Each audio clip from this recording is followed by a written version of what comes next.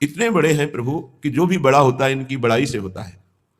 वो दीन होकर प्रियाजू से याचना करते हैं प्रेम की, और कहते हैं कि आप कृपा करके, कृपा कोर करके हमारी तरफ देख लो। बस कैसी दैन्यता प्रभु में है। प्यारी जो से कहते हैं, नेक प्रसन्न होकर हमारी तरफ कृपा दृष्टि से देख लो। इनकी कृपा दृष्टि शिव ब्रह्मादि चाहते हैं। ये प्रभु अपने महत्व को भूलकर प्रियाजू के प्रति इतना दैन्य होकर तब रस की याचना करते हुए कहते हैं, मुझे रति प्रदान करो, प्रेम प्रदान करो, और कृपा कोर से कृपा कटाक्ष करते हुए हमारी तरफ देख लो। ये बांके बिहारी है।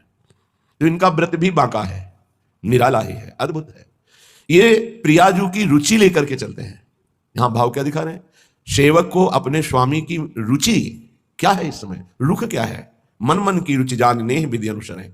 इतनी बड़ी सामर्थ्य होती है। अन्य सिद्धियों का त्यागी जो महान भगवत अनुरागी है, वो अपने इष्ट देव की मन की बात जानकर उसके अनुसार सेवा करता है।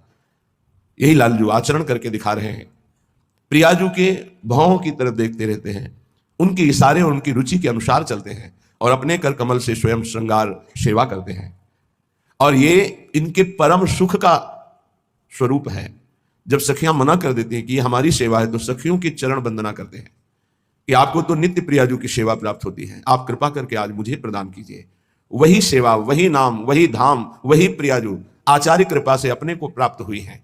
वही राधा नाम, वही हमारी लाडली जू, वही हमारा वृंदावन धाम, और वही सेवा पद्धति आचार्य कृपा से अपने जैसे अनाधिकारियों को प्राप्त हो गई है। अब निष्ठापूर्वक नाम रूप लीला धाम का सेवन करें। ये कलिकाल है। इसमें ऐसी आंधी माया की चलती है कि वो जो जिससे हमारा परम कल्याण होना है उसको ढक दिया जाता है।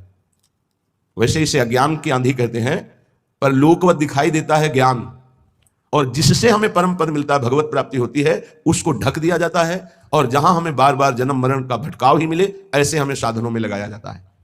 यदि प्रभु का नाम जप नहीं है, प्रभु के रूप का ध्यान नहीं है, प्रभु की लीलाओं का गायन श्रवण नहीं है, और प्रभु के प्रेमी जनों का संग नहीं है, धाम का, उनकी लीला भूमि का आसक्ति स्नेह हृदय में नहीं है, तो सब धोखा है, पक्का समझ लीजिए।